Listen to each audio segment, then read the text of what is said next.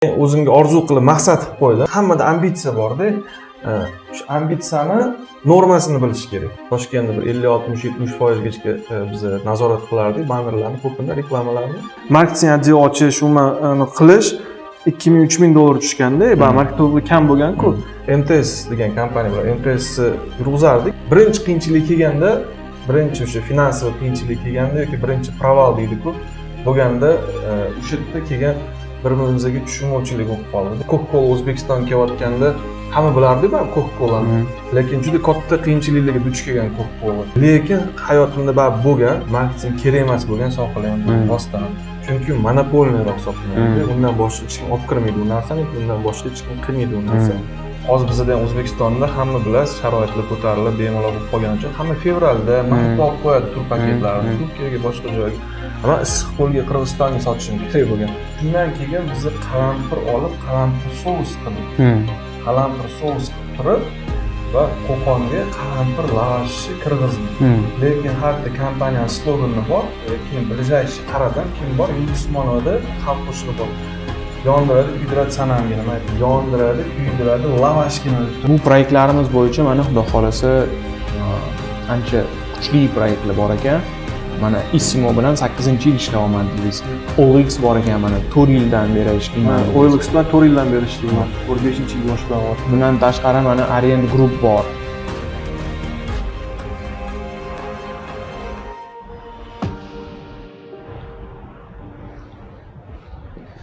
Hammaga assalomu alaykum. Space Review'ning 2-soni. Bugungi mehmonimiz Shuhrat aka Ahmedjanov, 8bit asoschisi.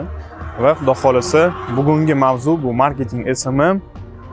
Qanday qilib O'zbekistonda noldan marketing agentство, SMM agentство qilsa bo'ladi va Evos, Barbecue, Fidap, Lesailes shunga o'xshagan katta brendlar bilan ishlasa bo'ladi va muvaffaqiyat erishsa bo'ladi. Xo'p, qani ketdik. Stop. Menda bitta ajoyib yangilik bor sizlarga, esimdan chiqib qolibdi aytish. 3 ta eng zo'r kreativ kommentariy va dostga ulashganlar $100 dan mendan sovg'a. Keyingi videoda o'sha zo'r kommentatorlarni olib chiqamiz. Omad.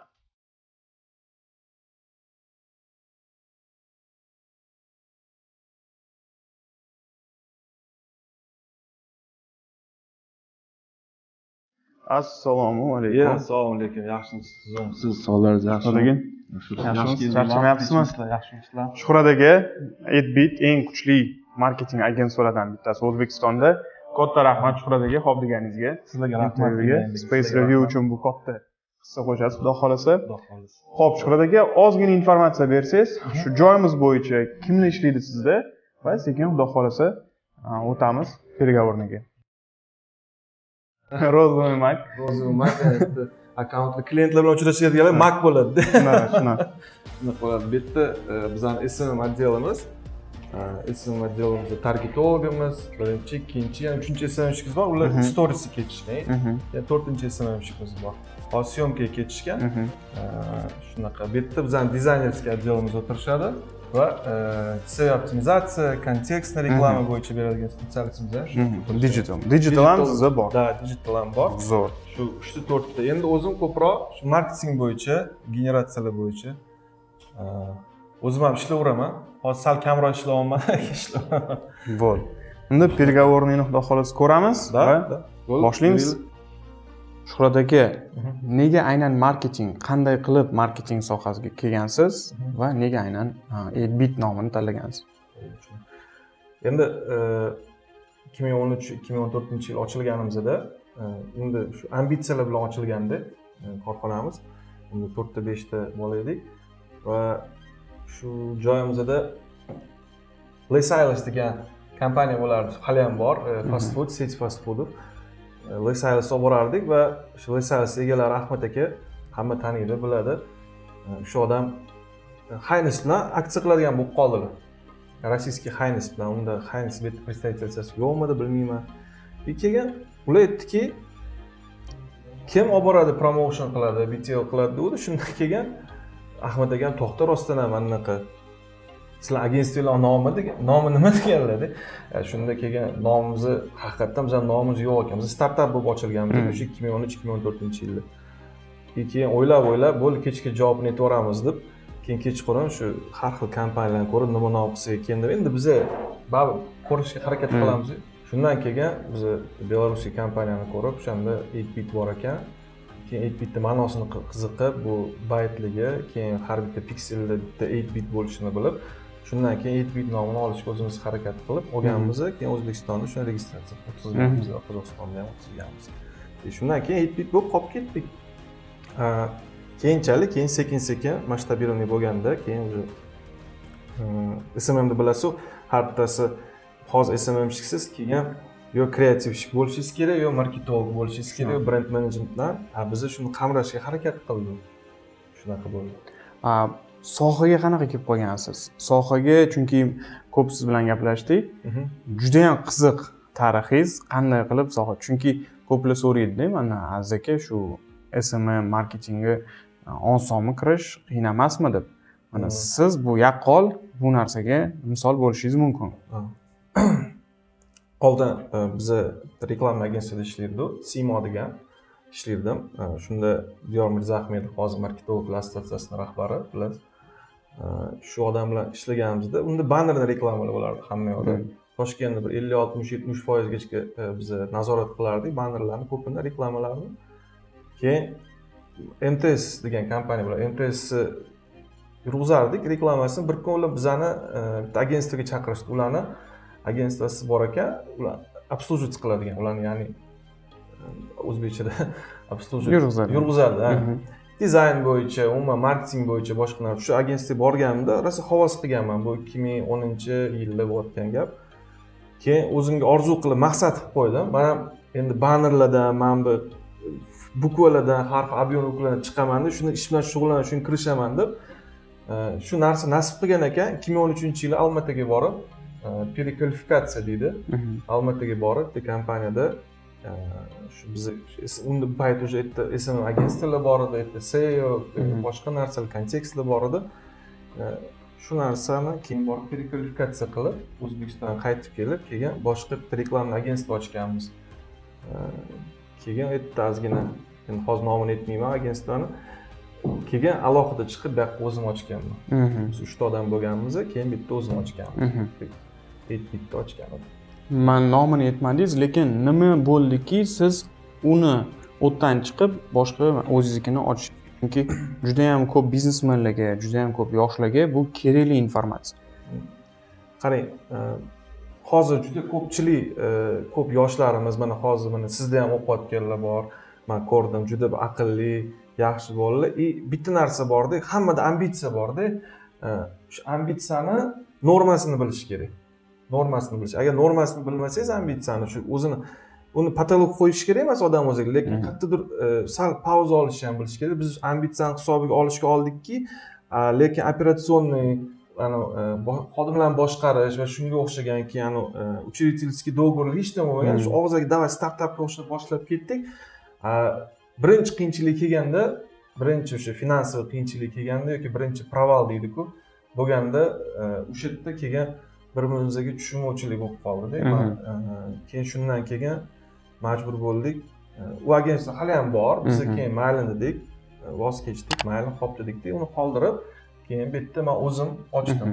O'zim ochib, o'zim xohlaganimdek qilib, keyin уже yig'ishni boshladim. Xo'p, bu degani agarda yoshlarimizga agarda startap yokida biznesmenlarimiz, ko'p biznesmen yoshlar emas, yosh kattalar ham shunaqa qilishadi. Juda ko'p. Boshida puxta kontrakt qilib olish kerak uchreditellar va faqatgina kreativ yo ambitsiya emas, undan tashqari mana menejment, shu nazorat, undan tashqari mana finans, ko'plar shunda ham muammo bor finanslarda. Shu narsalarni puxta qilib olish kerak ekan.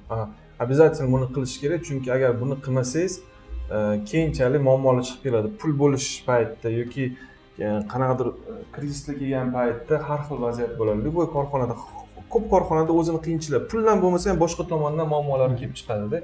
O'shaning uchun buni oldindan hal qilib olib, oldindan operatsiyonkalargacha, управление personalov deydi, xodimlarni boshqarish, shungacha kelib o'tirish kerak. Shu mana buni xatolar ham ko'p bo'lganda endi menda shuni o'rganib, hozir mana hozirgi kunda endi yaxshi xudoga shukr. Xudo xolasa. Xo'p, va keyingi bizani savolimiz, bizda endi auditoriya, biznes auditoriya, bu biznesmenlar ham ko'rishadi va yoshlar. Birinchi o'rinda biznes auditoriyani savoli, nimaga aynan men marketing qilishim kerak? Nimaga o'zi marketing qilishim kerakman? Marketingsiz ham mahsulotim yuribdi. Marketingsiz ham men ishim bo'lyapti degan savollar ko'p. Yoki marketing o'zi menga nima beradi degan savol. Shunga siz nima deysiz? Va eng ko'p savollar bo'ladi va muammolar bo'ladi sizda biznesmenlar bilan qaysi mavzuda? Shunga o'xshash mavzuda, siz savolingizga o'xshagan mavzuda borsangiz, hop nima beradi menga? Nima beradi menga yoki hop nima bo'ladi? Yoki kimdir keladi o'zini o'sha bo'li bilan og'riq bilan keladi. Kimdir keladi, men garantiya bergin deydi. Va endi qanaqa oddiyroq tushuntiradigan bo'lsam, nima aynan marketing kerakligini sal boshqa misolda tushuntirib bermoqchiman-da. Bir kun shu savolni men ham ko'p o'rgangandan keyin mana ustozimiz bor Rossiyada, marketolog, food xorikada endi ko'p ishlayman-da, food retailda. Papa John's degan pitsa bor. Papa John's pitsasiga bir kun rahbari kelgan, marketing departamenti Amerikadan kelib, Rossiyaga kelib aytganki, qarasa savdo zo'r bo'lyapti, 20-fevral atrofida kelgan. Ularni marketologi aytibdi-da, nima sababdan anaqa deyapti, tekshiruvchi aytibdi, Papa John's zo'r savdo bo'lyapti. Yaxshimi shunaqa har kunisi? Yo'q, prosta bizda 23-fevral bor Rossiyada. Hamma erkaklarga borib pitsa borib, hamma ayollar qiladi desa, reklama berdinglarmi deganda, yo'q reklama bermadi, u shundoq ham zo'r-ku savdamiz degan. Keyin shundan yo'q beringlar degan. Beringlar reklama. Yo'q zo'r savdamiz, operatsionnik bilan marketolog o'rtasida sal spor ketib qolgan, tortishuv. Keyin oxiri bergan baribir reklamani, bergandan keyin haligi savdo 3 barobarga oshgan. O'shaning uchun juda ko'pchilik bizda mana nomini aytursam bo'ladi, to'g'rimi? Boshqa brendlar. Evs ham olganimizda, men Evsga kelganim 2016-yil kelganimda, Evs savdosi baribir shundan ham zo'r edi, yaxshi edi. Lekin hozir undan ham yaxshi bo'lib ketdi. Hozirdan ham yaxshi bo'lib ketdi. O'shaning uchun bitta hozir aniq bitta bir soha bo'lsa, aniq o'sha sohaga aniq bitta faktlar bilan keltirib berishga harakat qilaman. Misol uchun Evian suvi, Evian suvi dunyoda juda mashhur suv. Hozir kirib men zo'r bo'lib ketaman degan emas. Coca-Cola O'zbekistonga kelayotganda hamma bilardi-ku Coca-Colani. Lekin juda katta qiyinchiliklarga duch kelgan Coca-Cola. Va marketing qilishga va juda katta pul olishga majbur bo'lgan. Uni konkurenti hech kim bo'lmagan deb o'ylaganda, vaholanki uni konkurenti kim bo'lgan? Ko'kchoy, qorachoy bo'lgan. Vodiyda ko'kchoy ichsa, Toshkentda va Voha tomonlarda ko'proq qorachoy ichadi. O'shaning uchun marketing kerak deyman va o'sha sohadan kelib chiqib turib, shunga qarab keyin aytaman. Lekin hayotimda baribir bo'lgan, marketing kerak emas bo'lgan sohalar ham bor rostdan. Chunki monopolniroq hisoblanadi. Undan boshqa hech kim olib kirmaydi u narsani, undan boshqa hech kim qilmaydi u narsani. O'shaning uchun bo'lgan unaqasi ham, lekin kam. Shuhradagi eng qiyin кейсingiz, eng qiyin klientmi, keysmi qaysi bo'lgan? Eng qiyin keysim, endi balkim ko'pchilik biladi, hozir ko'pchilik bilmaydi. Bu qiyin keyslar ko'p bo'lgan, lekin oxirgilaridan aytaman. 2019-yili Aziya Lux kompaniyasi kirib kelgan O'zbekistonga. O'zi 2018 kirgan bo'lsa, 2019 boshlaganmiz. Va bo'ldi, gaplashasizda, bo'ladi sizda ham mana, gaplashasizda, bo'ldi mana kontraktda 3 oyga yo'q qoladi klient. 3 oydan keyin chiqib, bo'ldi mana boshlashimiz kerak deganda qaraysiz, уже mana tur paket bo'lgan, issiq qo'lga Aziya Luxda tur paket bo'lgan.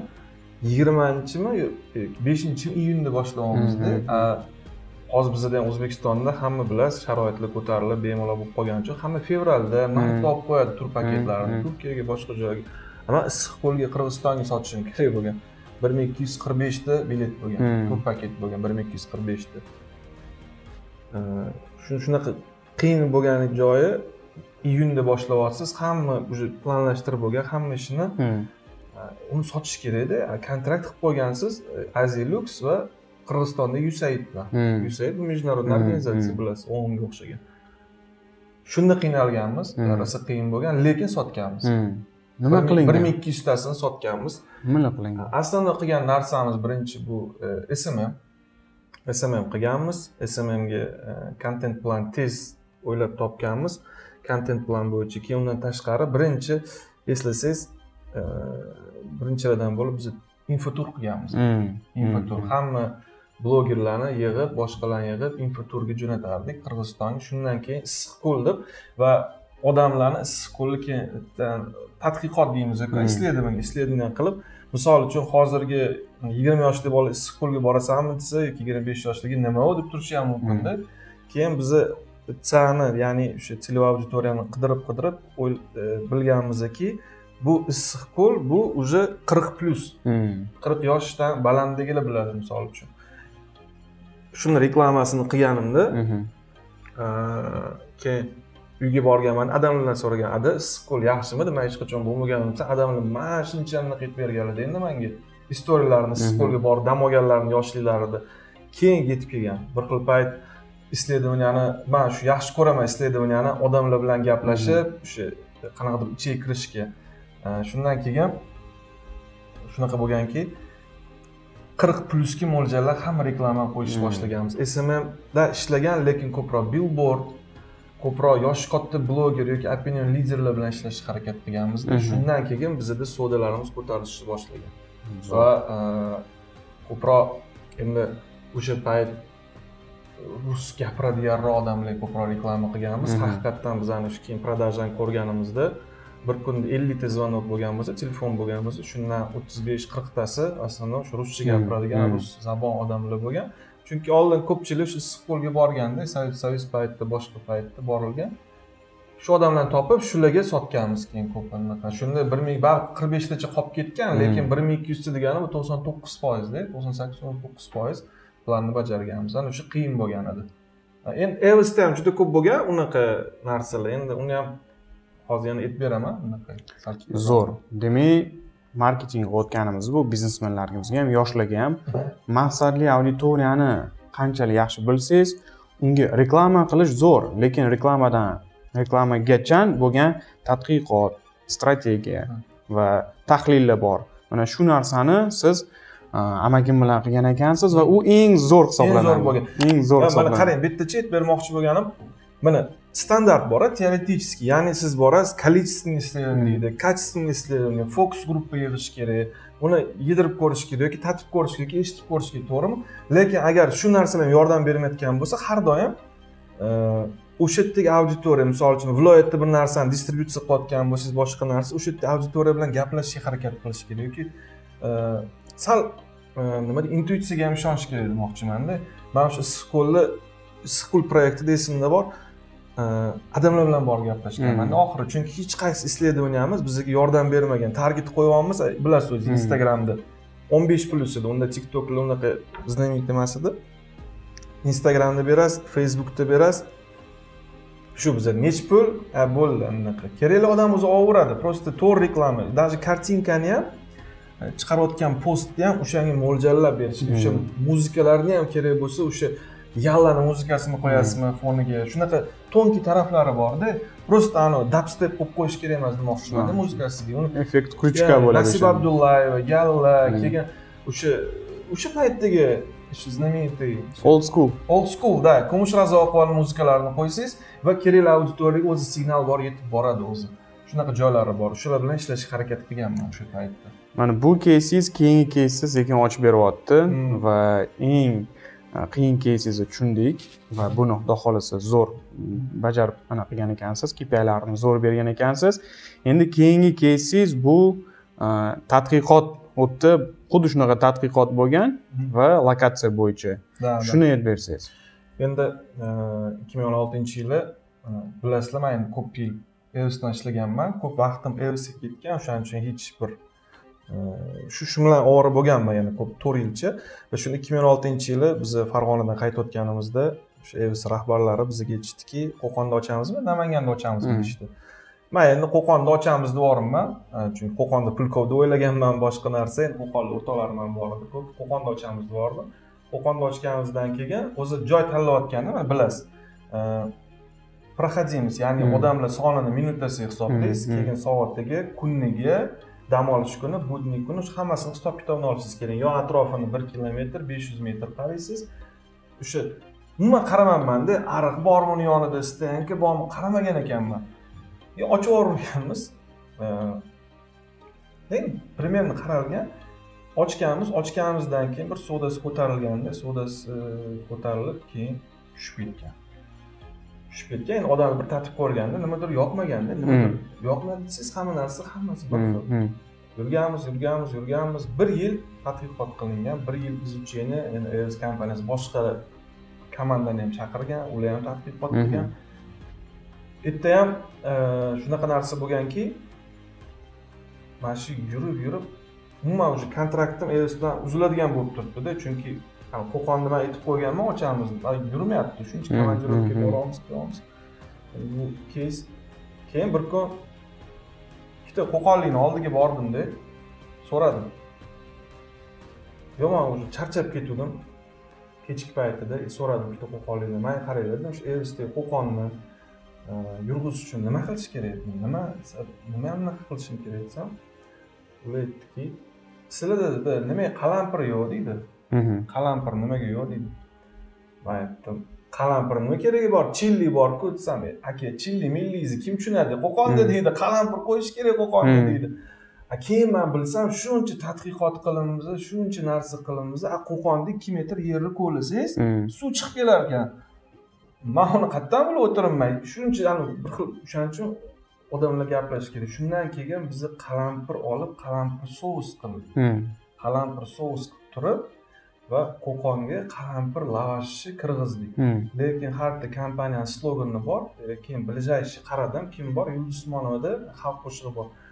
Yondiradi, kuydiradi sanamga nima aytdi? Yondiradi, kuydiradi, lavashgina deb turib 10 ta billboard oldim. Bor yo'q 10 ta billboard olib, bitta qo'ydim. Ertasi qalampir lavash 148 ta sotildi. Keyin yana o'sha ko'tarilib, hozir vodiyda adashmasam, EOS Qo'qondagi filiali birinchi o'rinda yuradi. Vodiy bo'yicha, butun vodiy bo'yicha shuncha 5-10 ta filiali bo'lsa, birinchi o'rinda yuradi.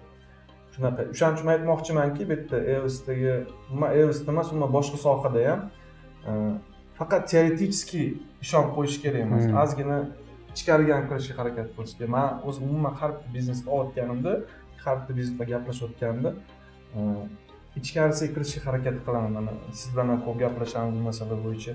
Har bir biznesimga kirib, o'zimnikidek qarashga harakat qilaman. Ertaga men mana shu suv bilan yoki kafe bilan boshqa narsa bilan bo'lsa, men pol operatsiyonkasini o'rganishga harakat qilaman.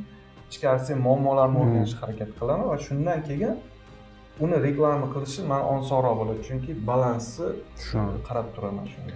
Men bilaman, adashmasam Issimo bilan 2013-yildan beri ishlayman. 2013-yildan beri Issimo kafe Sodiq bizani qamiz 2013-yildan beri. Chunki biz ham mana ko'p kompaniyalarni 4-yil bo'lyapti, 4 yildan beri ishlaymiz, lekin Issimoni 7 yildan beri yurg'izayotganingizni, keyin Doniyor aka bilan Samsungni 7 yildan beri yurg'izayotganlarini eshitib, men havas qilganman. Chunki biz aytamizki, mana mani biznesim Space, sizni biznesingiz 8bit. Bizani ertaga bolalarimiz anaqa bo'lsin, yaxshi hamkor bo'lsin deb va klientlarimizga ham shunaqa desam, bo'ldi. Aziz, shu yerda qo'yverishni. O'z maqsad to'g'ri qilsak, xudo xolasa qolgani. Va bitta zo'r insight kelyapti shu gaplaringizdan. Siz tadqiqotni intuitsiya darajasida va shunchalik глубокий analiz ichiga kirar ekansizki, negiziga borar ekansiz va o'shani olib chiqib olar ekansiz. Lokatsiyadan mana Qo'qondan olib chiqdingiz. Zak qalampir, muammo zak, yechim qalampir. Unda muammo bu issiqko'lli maqsadli auditoriyasi noaniqligi, siz o'shani amaki bilan gaplashib, uni hal qildingiz insightlari bilan. Ularni o'sha background o'sha Sraz aytib qo'y, odamlar o'zlari ham men boraman deganlar. Jo'natib borganman. Klient ham topib berasiz. Klient ham topib berasiz.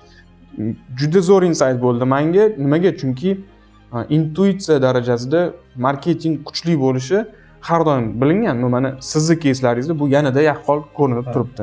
Qadriyatlarga, ozgina qadriyatlarga qarash kerak-da. Ko'p marketolog bilan gaplashamiz. Mana siz ham mana har xil programmalar bo'yicha, YBR programmalari bo'yicha har xil banklar jo'natadi, har xil gaplashamanda, lekin ko'p muammo shundaki, juda ko'p marketologlar keladi, zo'r men ularni yomonlamoqchi emasman, lekin mana bitta narsa bor-da.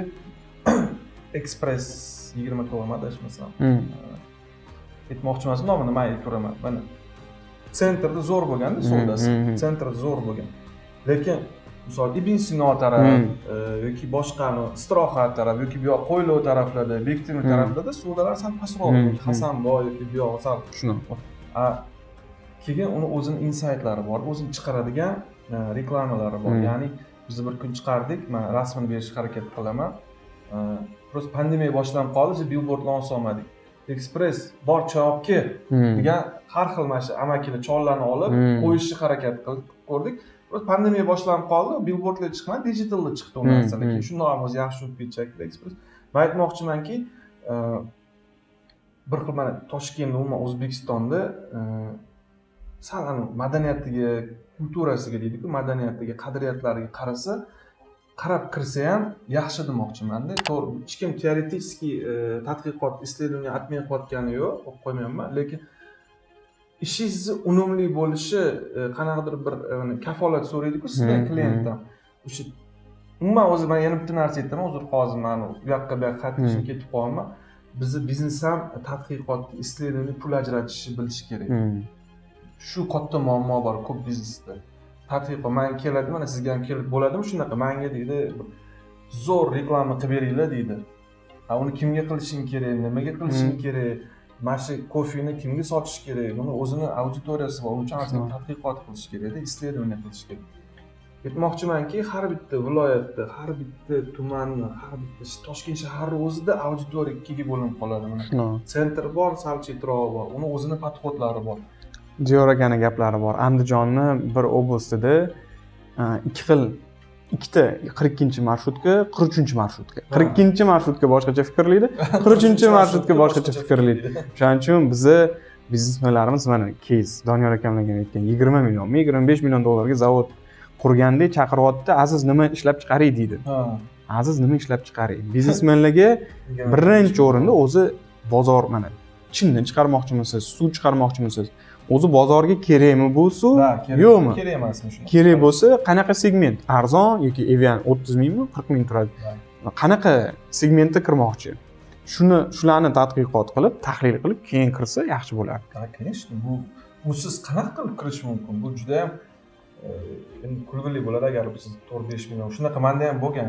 Misol uchun zavod qurishga, 10 ta zavod qurishgan, lekin talabi qancha? Shu e'tiborga olinmaganda, talablari qancha, boshqa narsasi qancha. Endi hamma narsani qilishdan oldin yaxshilab yetti o'lchab bir kesdik bizda. Men shu qadriyatlar bilan ishlashga harakat qilaman. Shu o'zimizni hamma yoqda Yevropa bo'lib ketsa ham bo'lmaydi-ku, o'zimizda. Baribir shunga kelyapmiz, qaytyapmiz. Mana sizdan nimaga biz hozir ruscha intervyu olmayapmiz? Chunki hozir O'zbekistonning aholisi 80-82% o'zbek tilida gapirishadi. To'g'rimi? Bu narsa aniq. Sizning darslaringiz ham o'zbek tilida bo'lyapti. Chunki siz rus tilini bilmaysiz, ingliz tilini hammasini bilasiz.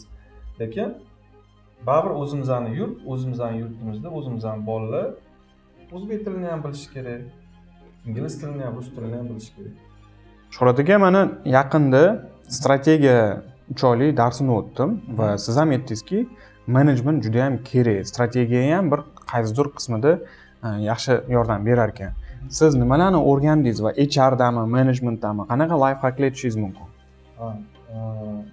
Bir gaplashganimizda o'zingizlar kursga borib turasizlarmi so'ravdingiz-ku.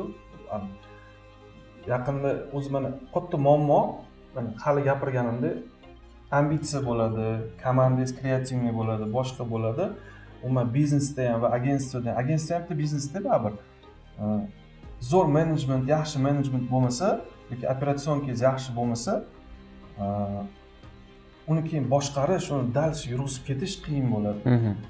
Ruscha aytadi, там одно дело взять, а второе дело это удержать deydi-ku, ushlab qolish degan narsalar bor.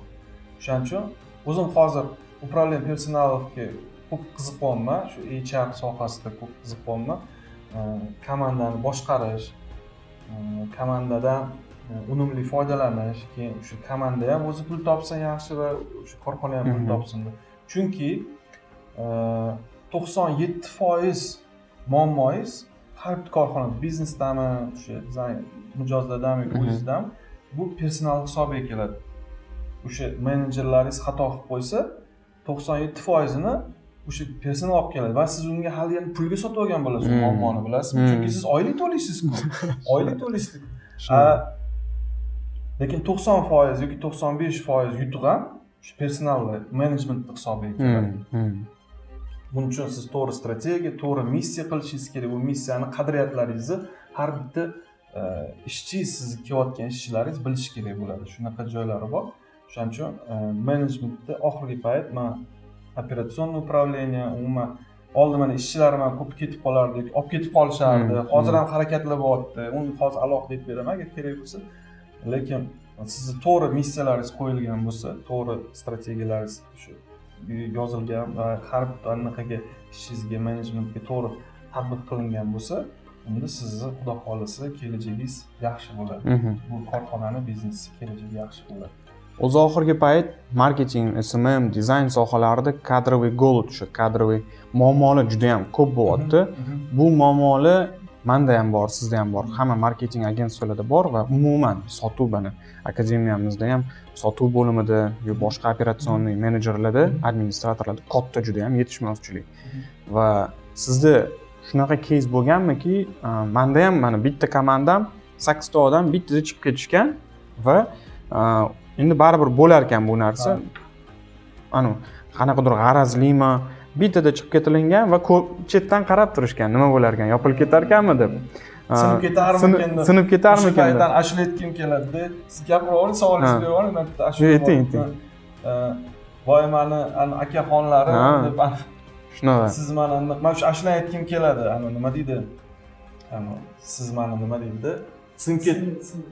Sindi degan akaxonlarim deydi. Vaholanki sinmagan bo'lamiz, xudo xohlasa. O'shanga kim tanking bormi yo finansiy boshqa narsang bormi? Azizlik uzrga savolingizni qo'yib qo'ydim. Bor deyman, tankam bor, zo'r kirisham bor meni deb qo'yaman. Kim deydi ko'pchilik, men ko'rsatib qo'yaman. Mana o'shanga tepamizda bor deyman. O'shanga mana shu bizda mana shu 8 ta odam bittada ketib qolganimiz. Ya'ni eng katta muammoyimizdan bittasi HRdagi meni xatoyim bo'lgan, lekin 2 haftada muammo hal bo'lgan. Xudoning qudrati bilan 2 haftada hal bo'lgan. Sizda qanaqa muammolar bo'lgan kadrlarda? Hali aytganimdek, o'zi shu 2013-2014-yil bo'lgan, shu 2013-yil birinchi agentstvo ochgan bo'lsa, hamma muammomiz shu upravleniyamiz bo'lmagandan, chunki hamma xo'jayin, hamma o'zi xo'jayin. Ikkinchisi bu misol uchun o'zim ochganimda ham baribir shu muammoga duch kelganman. Nimaga? Chunki sohani o'zi bizga yengil desa ham bo'ladi. Umuman digital marketing umuman yengil. Marketing oldin bo'lganda, lekin bu ham yengil deyishimiz kerak bizga. Hali bu 10 yil, 15 yil, oxirgi 10 yil, 15 yil. Bu bo'limlarni, shu ishchilarni boshqarish muammosi bu. Shunda menda ham bo'lgan, sразу bitta komanda turib ketib qolgan.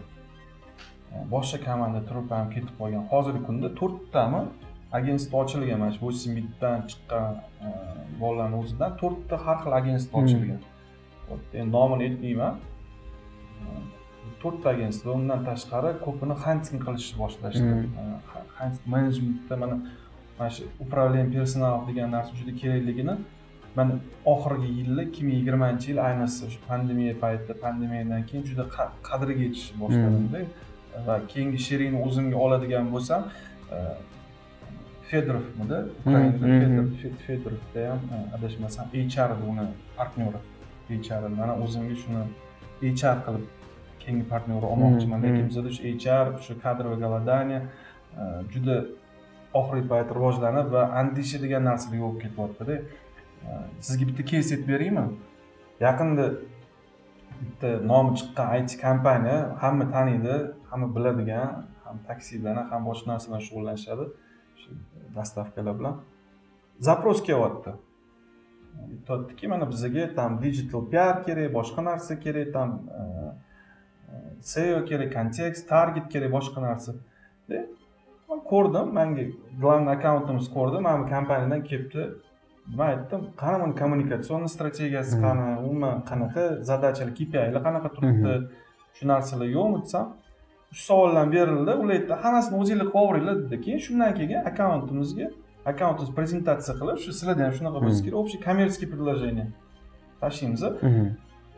Ertasiga keyin ularni HR yoki rekrutyori telefon qilib, sразу akkauntlarimizga ish predlagatsiya qildi.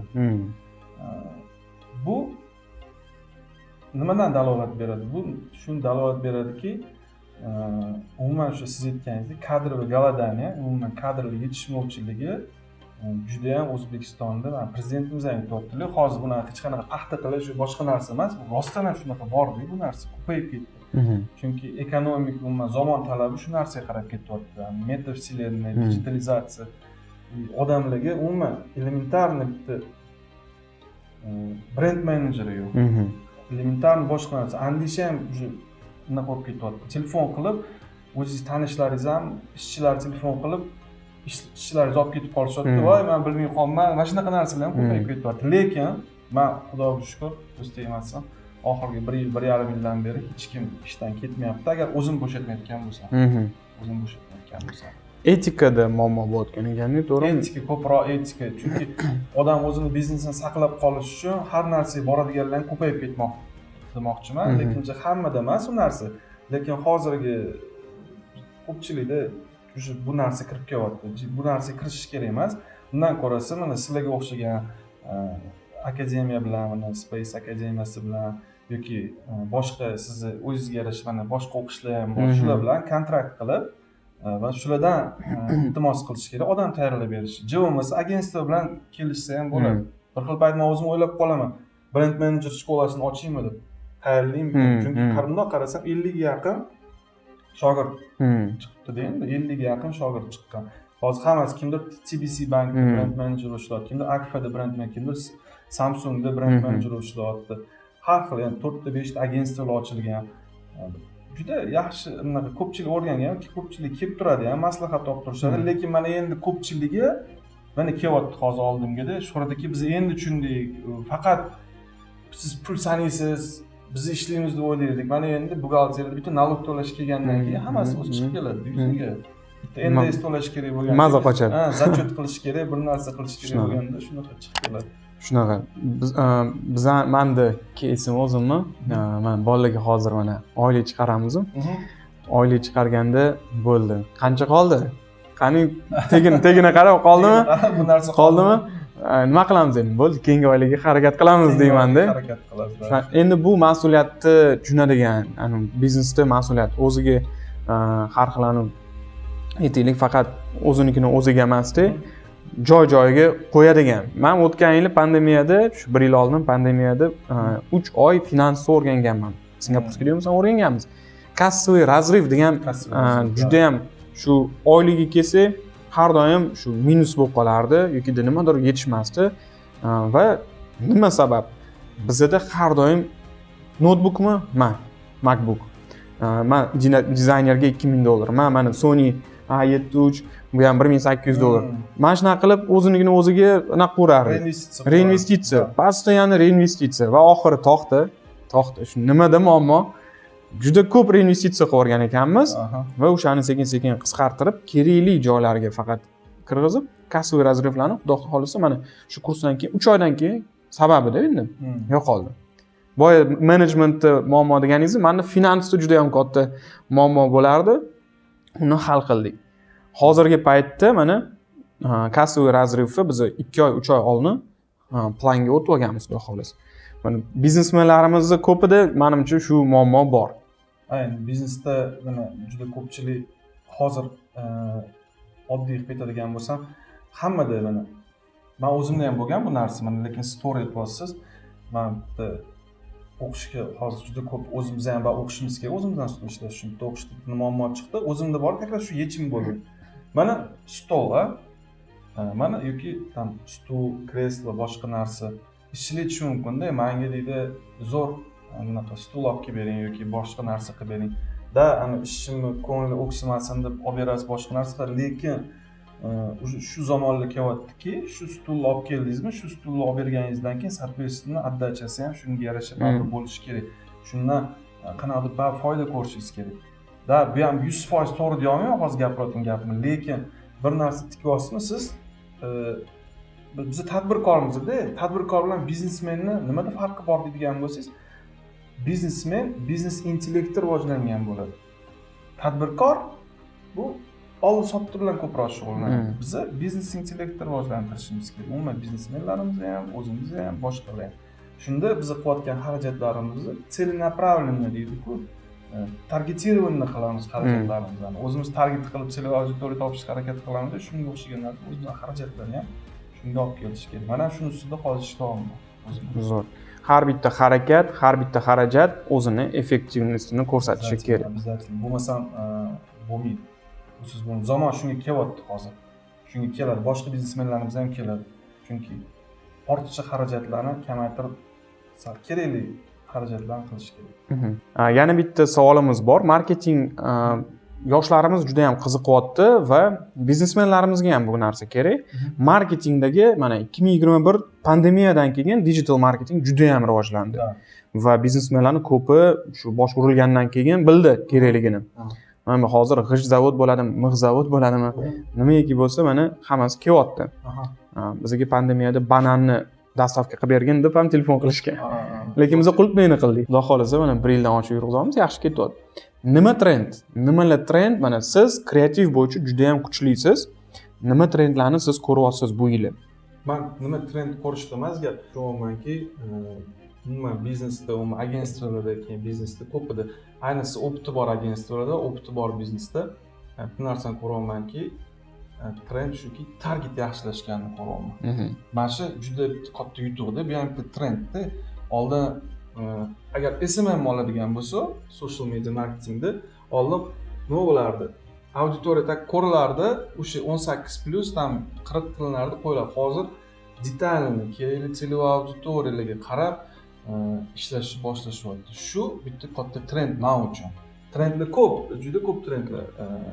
Mana kelgan har bitta odam o'zini nima deydi? Men o'zim sal prikol qilaman, brend lичность yoki boshqa narsa qilishyapti, lekin digitalga kelgani o'zi, digital kelgan ko'p biznessi, ya'ni o'sha Abu Sahida o'tirgan bitta Aptavitga kelgandan oldin keladi o'zi derdi-yu, kelmay qo'ydi, nima bo'ldi? Bu yoqqa общий retailga chiqqan, ya'ni magazinlarga, do'konlarga, boshqa narsa kirib kelayotgani o'zi ham trend uchun.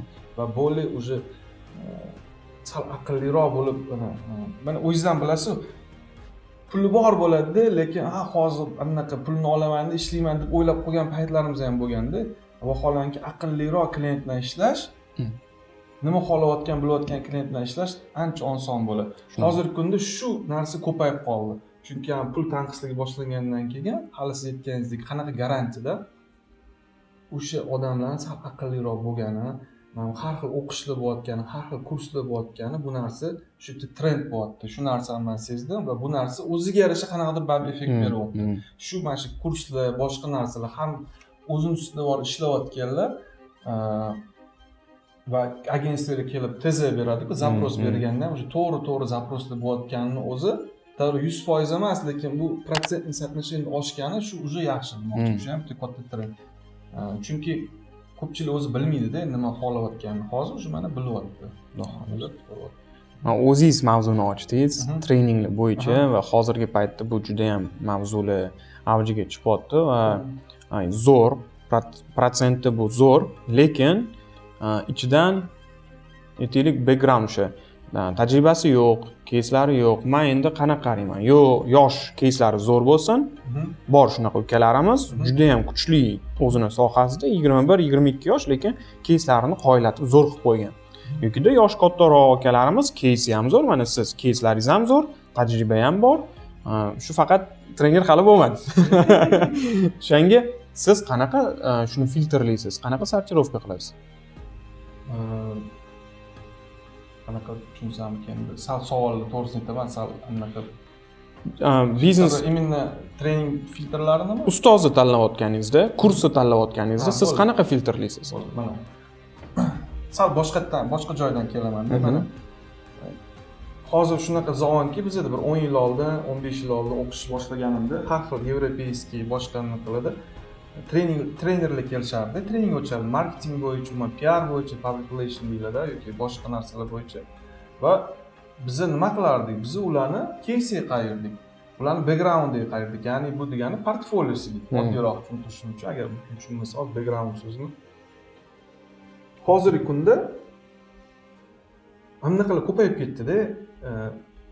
O'zini hech qanaqa кейsi yo'q, boshqa ishlamasi yo'qda, ammo har doim кейsi bor, bitta rezultat bergan odamga borib o'shandan хотя бы qanaqa rezultat berganini olib, shuni o'zimga adaptatsiya qilishga harakat qilaman shu rынокka.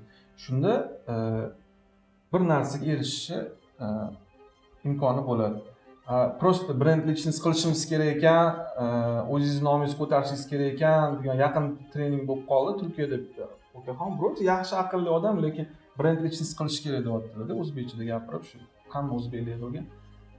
Brend lичность nima degani brend lичность? Brend lичность siz brend lичность bo'lishingiz uchun yoki sizga kimdir shogird kelib tushishi uchun sizni orqada bitta кейсingiz bo'lishi kerak, nimadir o'ylab chiqarib qo'yishingiz kerak-da. Shundan keyin siz yaxshi brend lичность bo'ladi, yaxshi trener bo'lasiz. Keyin sizga odamlar talpinadi. Men ham shunaqa odamlarni qidirishga harakat qilaman. Misol uchun Rossiyada Irina Avrutskaya bor hali. Brimshis bor edi, keyin umuman boshqalar mana Zafar aka, Hoshimovga ham gapiradi. Кейс bor-da. Zafar aka o'zi alohida кейс, o'zi bitta brend lичность, uni korzinka biznesi boshqa. Murod aka. Murod aka borlar. Endi mana misol uchun Andrey Nestle degan odam bor. Nestle'ni hamma biladi, 100 yil oldin o'tgan. Birinchi shu odam nima qilgan? Shu odam 7 yil ishlagan zaменитель ustida. Bolalarni, chaqaloqlarni korm qilish uchun yoki jilet bor.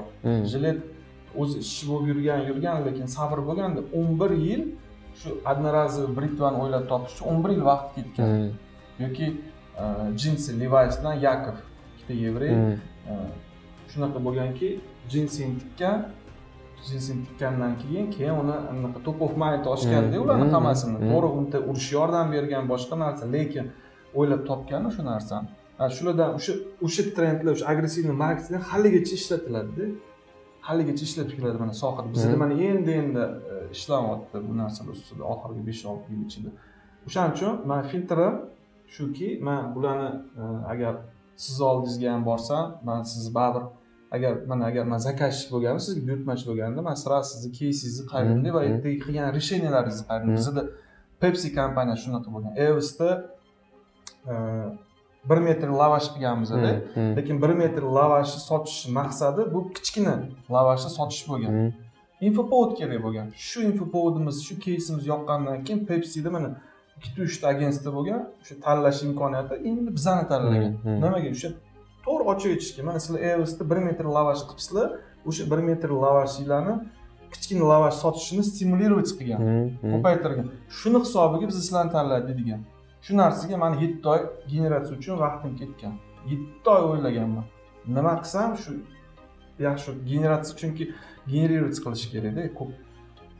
O'shaning uchun shu narsalar sizga yordam beradi. Shu narsa sizni brend lичностingizga ham, boshqa narsangizga ham, keyin boshqa joyda trening qilishingizga ham yoki borib o'zingizniki mana o'zingiz mana shu narsani o'ylab topgan bo'lsa, shundan ham zo'rroq o'ylab topgan odamni harakat qilasiz topishga va shundan keyin o'zingizga ustoz qilib olishga harakat qilasiz. Chunki hozir treningda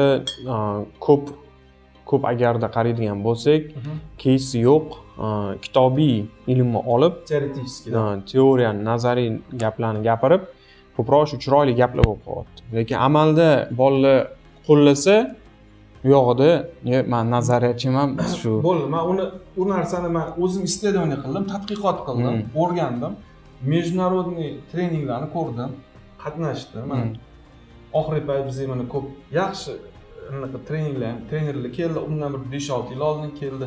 Bitta narsani tushundim. Juda ko'pchilikda kim mana misol uchun bitta inostranniyni qani ayting, qaysi birini misol uchun bilasiz? Angliskiy mana bizga kelganlardan kim bor edi? Brian Tracy keldi. Brian Tracyning treningini olasizda, Brian Tracy treningini olib turib, uni tarjima qilib o'zbekchaga keyin uni sotilyapti. Ko'p joyda shunaqa bo'lyapti. Uni shuning uchun mana keyin unga borgan boshqalar o'qiyapti-da, lekin tadqiqotga, ya'ni amaliyotga kelganda, praktikovat qilganda stikovka kelmayapti. Mazmundan ham zo'rini aytaman. Brian Tracy'ni o'sha yerdagi tarjimoni 2 haftadan keyin o'zini kursini ochib yuborgan. Voy, yashang. O'sha 2016-yil shu yerda hamma muammo chiqyapti. Shu yerda hamma. O'shaning uchun hali aytganimdek, sizga hozir Amazon rahbari kelib, hech qachon dars o'tmaydigan kelib, dars o'taman desada, keyin kimdir teoretически kelib o'taman, конечно, o'sha Amazonni yoki boshqasini qiladi. Yoki umuman hozir o'sha Evs egasi ham yoki Oqtepani ham oling, mayli, Tarakandan qanaqa chiqib ketdi yoki o'sha Fidap bor, boshqa juda ko'pchilik o'shani eshitish qiziqroq bo'ladi-da, chunki realniy biznes case bor-da. Mana shu yerdan boshlab mana bu yoqqacha o'tilgan put, yo'l bor. Shu yo'lda qanaqa xatolar bo'lgan va u xatolardan qanaqa qilib chiqib ketilingan, qanaqa yechim bo'lgan. O'sha narsani eshitish sizga qiziqroq bo'ladi-da. O'shaning uchun odamlar bir o'qish tanlayotganda, boshqa narsa tanlayotganda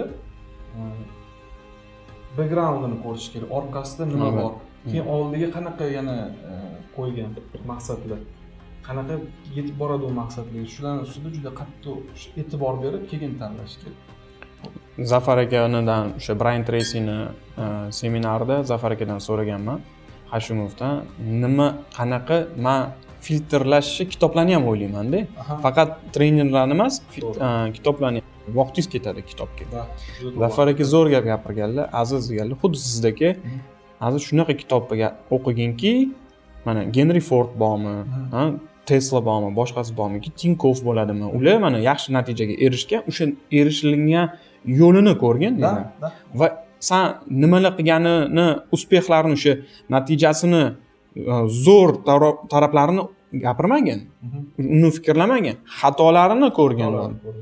Ana o'sha menga zo'r life hack bo'lgan va o'shandan keyin shu ko'p juda ham bir kitoblarni imni shu yo'nalishda o'qiganman va Henry Ford hozircha birinchi o'rinda operatsionni menejment bo'yicha bu dahshat kitob va life hack juda ko'p life hacklar olganman. Hozircha birinchi o'rinda. Endi men ko'proq podkastlarga o'tirib qolganman oxirgi payt, chunki vaqt tanqisligi, lekin time managementim yaxshi. Hozirgi kunda ishda misol uchun bir oy kelmasam ham ishxona bemalol ishlayveradi. Time managementda muammo yo'q, baribir kelaverasiz. Nima qilib uyda o'tirmaysiz-ku. Shuni. Kelaverasiz. Shuning uchun baribir podkastlarga ko'p o'tirib qolganman. Shu podkastlarda eshitib, umuman treninglarda eshitib, keyin haligi treningga qaytadigan bo'lsa, umuman bitta narsani tushuntirib ketishim kerak hozirgi yoshlarga. Agar kitob o'qishga vaqti bo'lmayotgan bo'lsa, hozirgi yoshlar хотя бы treningga borish kerak. Хотя бы mana shu sizlarning akademiyaga borib o'rganish kerak. Sizlarniki bo'lmasa ham boshqasiniki borib o'rganish kerak. Mayli tarjima bo'lsa ham borib o'rganish kerak. Kimdir tarjima qilib sotayotgan bo'lsa ham borib o'rganish kerak. Chunki это самый краткий путь к знаниям. Ya'ni bu eng qisqa yo'l ilmga. Mana shu kitob agar imkoningiz bo'lsa kuzatib olsangiz, so'ra. Buni o'qish uchun oldin vaqtimiz ko'p bo'lganda bir haftada o'qib qo'yardim. Hozir bir xil payt bir oy ketyapti. Lekin bu kitoblarning ko'pini hozir ko'p kitoblar elektronlisi ham bor. Bizda rekord bor. Bitta kitobni 1,5 yil o'qishadi. Bo'lmasa kitob o'qishga vaqt bo'lmasa, chunki juda ko'pchilik shuni qilib ketgan. Lekin хотя бы YouTube'da boshqa joyda treninglar o'qish kerak, eshitish kerak va обязательно buni solishtirish kerak o'zini hozirgi hayotdagi o'sha tajribasiga qanaqadir solishtirib ko'rish kerak. Shunda yaxshi bo'ladi. Buni sovg'a qilmoqchisiz? Ha, buni sovg'a qilmoqchiman. Bu Irina Avrutskayaning Bitva za gosti degan kitobi 2020-yil, lekin hali ham aktual. Pandemiya paytida yozilgan kitob. Bu kitobda men juda ham ko'p narsa olganman, chunki men ko'p food retail bilan ishlaganim uchun o'zlarini anaqalari bor ekan. O'zlarini borlar, men yozib berganlar, shuni beraman. Успехов и развития. Успех и развитие. Ko'p narsani o'rganganman. O'zi biladimi yo'q bilmayman, lekin o'zidan ko'p narsani o'rganganman. Gaplashib turaman haligacha. Shu sovg'ani bermoqchiman. Faqat nima sabab bilan berishimni bilmayman. Qanaqadir yaxshi savolga yoki yaxshi generatsiyaga, men generatsiyani yaxshi ko'raman.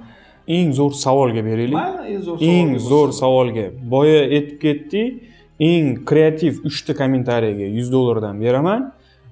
Bu kitob esa Shuhrat akaga eng zo'r savol uchun birinchi o'rin bu kitob oladi va ikkinchi o'rin 70% chegirma bizning onlayn SMM kursimizga, uchinchi o'rin 50% chegirmaga ega bo'ladi. Xudo xolasa savollarni master klassda javobini olishingiz mumkin. Xudo xolasa master klass qilamiz. Brand management, kreativ bo'yicha va juda ham ko'p кейslari bor. Shuhrat akani hozir hammasini yig'ib naqsi bir haftalik YouTube anaqa bo'ladi, playlist bo'ladi. O'shanga Ha, qisqa aytib ketyapman, qisqa. Buni hammasini o'sha master klassda ya'ni detalni tushuntirib beraman. Xatolari bilan, qayerda xato ketgan, qayerda nimalar bo'lgan. Chunki bir xil keyslarga 1 yil vaqtim ketib qolgan. 1 yildan o'sha vaqt ketib qolgan. Yechim berish uchun har xil vaqtim ketgan, lekin mana shu kitobda shuni o'qiganda Bitva za go'sht degan joyda yoki mana lokalniy marketing degan yana kitob bor. 120 instrumentov lokalniy marketing degan na ruscha o'qiysiz. O'qiganingizda hozirgi mana любой fast foodga kirsangiz yoki boshqa joyga restoranga kirsangiz уже shu kitobni o'qib turib solishtirib ketaverasiz. Tahlil qilasiz. Tahlil qilasiz. Qanchalik to'g'ri qilingan, qanchalik noto'g'ri qilingan. Buni nafaqat buni SMM shakli yoki marketingda o'qish kerak. Buni umuman o'zi biznes egalari ham hozir biz nima ko'p O'zbekistonda kafe ko'p, restoran ko'p, hozir mana rivojlanib ketyapti. Men o'zimga oxirgi payt kech yaqinda kelishdi 2 million dollar pul investitsiya olib qilishmoqchi ekan. Zo'r, yaxshi nimalar o'ylashganu, lekin ko'pchilik bilmaydiki, har doim nimadan boshlash kerak. Restoranni misol uchun, restoranni aytsak, mana nimadan boshlash kerak deydigan bo'lsa, har doim hozirgi kunda stoyankangizdan boshlashingiz kerak. Shuni stoyanka, garderob, keyin shu xullas klient chiqib ketayotganda, mijoz chiqib ketayotganda qanaqa ощущение bilan deydi, ощущение o'zbekchasiga hissiyotlar bilan chiqib ketayotganini siz o'sha o'zingiz o'sha stoyankadan boshlab обратно qaytib qilishingiz kerak. Shunda sizni har bitta o'sha biznesingizga ham o'sha bitta stoyanka ham juda katta rol o'ynab qo'yishi mumkin. Bizda ham bitta tort sotadigan klientimiz bor, stoyanka yo'q, svetofor oldida, u yerda yana znak bor, stoyanka mumkin emas degan, mashina qo'yish mumkin emas. O'tga biza trafikni reklama zo'r 3-4 kilometrga target yoqiladi, zo'r anaqa qiladi, lekin plyusga chiqishi juda ham qiyin. Va eng katta bu yerda anaqasi o'sha 4P ni place, joyi va joylashuvi zo'r, lekin stoyankasi yo'q. O'shanga hozir mana Mirabat Avenue'dan ochdi, o'tda stoyankasi bor. U sekin-sekin endi rivojlanyapti. Shu yerda agar men bilmayman, tortda bo'ldi bildim, menga tort olib kelmayapsiz, Doniga olib borsizlar. Ulgurishmadi. Olib kelamiz. Hazırlashyapman. Shunaqa bo'lgan, bitta keys aytib ketaman. Agar stoyankaga muammo bo'layotgan bo'lsa, agar bu bыстро питание bo'ladigan bo'lsa, bu kofe yoki hozir ko'p kafelarimiz ham, даже turist kafelar ham burgerlar qo'yapti. Agar stoyankada muammo bo'layotgan bo'lsa, sal zdaniyani kichkinlashtirasizlarmi yoki yonidan ozgina bitta mashina o'tadigan joy qilib turib drive qo'yish kerak. Ya'ni mashinadan tushmasdan buyurtma berib, naryodan chiqqunicha, aylanib kelgunicha, mana KFC, RS'da bu narsalar qilingan juda ko'pchilikda. All Angels Food'da bo'ladi bu narsa.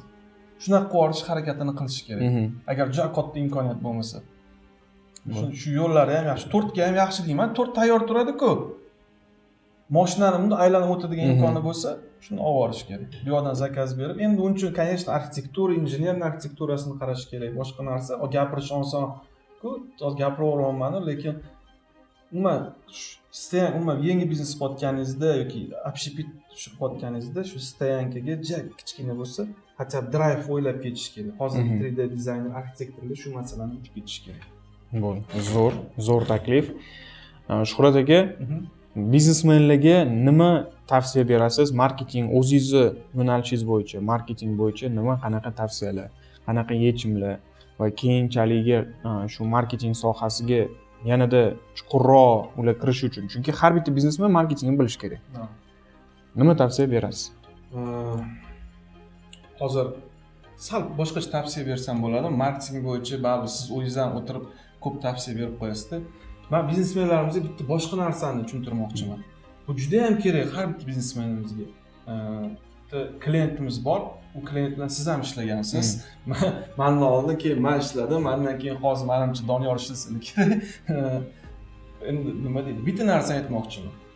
4 ta narsa bor. Eslab qolish kerak har biznesmen va umuman hozirgi yoshlar, sizlarda, bizda ishlaydigan. Birinchisi bu biznesda ideolog bo'ladi. Ideya beradigan. To'g'rimi? U ko'p narsani xatishni qiladi. Lekin u uchredитель bo'ladi. Ikkinchisi bu arxitektor bo'ladi. Buni faqat bukvalni qabul qilmaydi. Arxitektor bu shu odamki sistematizировать qiladi biznesni. Uchinchisi bu startaper bo'ladi. Agar biz hozir shu tort yoki restoranni qaraydigan bo'lsa, bu startaperlar kim? Startaperlar bu shu odamlarki Bular bir narsani yurg'izishgacha emas, bitsiz berguncha bo'ladigan odamlar. Uning ichiga misol uchun quruvchilar kiradi, zakup kiradi, ahvo kiradi, shunaqa. To'rtinchisi operatsionnik bo'ladi. Operatsionnik. Bu operatsionnik hammani biznesni upravlять qiladi. Hech qachon iltimos qilmoqchiman biznesmenlarga oxirgi payt juda ham ko'p stalkivаться qilyapman. Ko'p biznes egalari kelyapti. Men Doniyor bilan qilgan intervyularni ko'rdim. Biznes egasi bilan gaplashishimiz kerak edi. Zo'r, yaxshi, lekin ko'p biznes egalarida ko'p ideya bordi, chunki chet elga chiqyapti, boshqa joyga kelyapti, kino ko'radi, anaqa qilib, lekin uni sistematizировать qilishsa yaxshi bo'ladi. Sistematizировать qilishsa. Undan keyin startaperni qo'ysa, startap deganda startap emas, именно ichkarida boshqaruvda startaper qo'yish kerak. To'rtinchisi operatsionniy деятельностьni rivojlantirish. Shunda любой boshqa agentstvaga kelib nima xohlayotganini so'raydi, biladi. Bilib turadi marketing bo'yichami yoki finans bo'yichami, buxgalteriya bo'yichami. Ideolog boshqarmasin, даже siz egasi bo'lsangiz ham har doim sistematizировать qilishsa biznesmenlarimiz zo'r bo'ladi. Oxirgi payt juda ham ko'payib ketdi. Menga kelishadi, biz borishimiz kerak, o'qib borishimiz kerak, bu qilib borishimiz kerak. Ular ko'p ideolog, zo'r, lekin bitta ish oxirigacha yetmaydi ko'pchiligi. Shuni sistematizировать qilishsa, shunda marketingga ham boshqa narsaga ham bemalol vaqtligi bo'ladi. Внутренний порядок deydi-ku shu narsa. Kimga kerak bo'lsa, men shunday ham tushuntirib berishim mumkin. Balans bo'lsin-da, balans.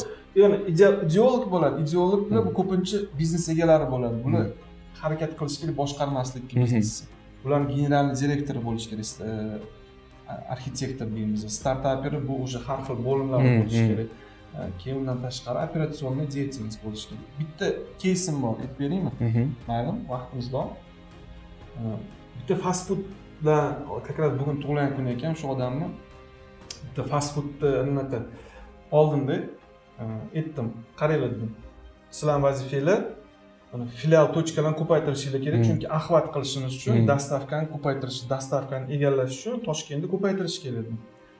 Undan tashqari dedim, lekin komanda kerak, mana sanpin kerak, marketing kerak, keyin operatsionnik kerak, boshqa narsa, boshqa yana komanda kerak, upravlение uchun. Haligi odam ideolog edi, klientimiz, hali ham ideolog. Nima qilyapti? Yarim etganimni qilyapti-da. Filiallarni ko'paytirib tashlashyapti-da. Hozir mana ko'payib ketishdi filiallari. Men Evs haqida gapirmayman, boshqa fast food haqida gapiryapman. Ko'payib ketdi-da, lekin upravlение personali kelganda yetib kelyapti. Shunda bo'ldi. Qanaqa boshqaraman buni deyapti. Keyin bitta reklama chiqarasizda, reklama marketing nima reklama chiqardingiz, har xil reklamalar qilib chiqaryapsiz, keyin klientlar keladimi, kelib narsa olyaptimi, aytdi, top of mindga chiqarishga harakat qilasiz, aytdi, tone of voice'lari yaxshi emas. Tone of voice bu sizlarning ishchilarni muomalasi, oddiyroq aytganda, endi skriptlari yo'q, boshqa narsasi yo'q. Keyin kim aybdor bo'ladi? Marketing, sizlar reklamani noto'g'ri qilgansizlar, mana klientlar nima bo'lib ketyapti. O'zi любой narsaga marketing aybdor. Ko'plar agentstv o'shaning uchun, men hozir uzoqroqdan keldim, lekin bitta narsani tushunishinglar kerak. Shu hech kim aybdor bo'lmasligi uchun va ish unumli bo'lishi uchun oldin внутренний порядок, shu biznesmenlarimizga mana taklifim, ayniqsa hozirgi yangi mana ko'p biznesmenlar bor, pul ko'p, lekin porядок yo'q. Xullas, sistematizированный emas, strukturированный emas biznes. Shu strukturированный qilsa kerak bo'lsa, men tekinga ham yordam beraman, shuni qilish uchun yaxshi bo'lardiki, marketingdan ham ishlash oson bo'ladi, boshqalar bilan ishlash oson bo'ladi. Xudo xolos. Shu taklifim shu. Marketing ligada buni hammasini gaplashib ketamiz. Infaktor bilan birgalikda Marketing liga assotsiatsiyasi, marketing assotsiatsiyasi Diyor akani aniqlardi. Xudo xolos qilinadi. Marketingdagi muammolar, uni yechimlari, shularga ham men, Diyor akam, Doniyor akam, hamma xudo xolasa Otabek aka, Ayjan opalar chiqamiz va xudo xolasa hammasini tushuntirib, biznesmenlar uchun strukturasini chizib, kim nimaga javob beradi. Marketing o'zida juda ham ko'p. Tadqiqot, tahlil, strategiya, kreativ, SMM, u kommunikatsiyani o'zida millionta narsa. Va bizdagi marketing hozir faqat reklama bo'lib qolgan. Reklama bu marketing emas. Bu marketingning bir nechidir foizi bo'ldi. Yoshlarga nima tavsiya beramiz aka? Yoshlarga tavsiyalar rosa ko'pda. Hozir orasida ham ko'p tavsiyalar berdim. Yoshlarga отдельно master class qilamiz va xudo xolisa biznesmenlar uchun отдельно master class, yoshlar uchun отдельно master class.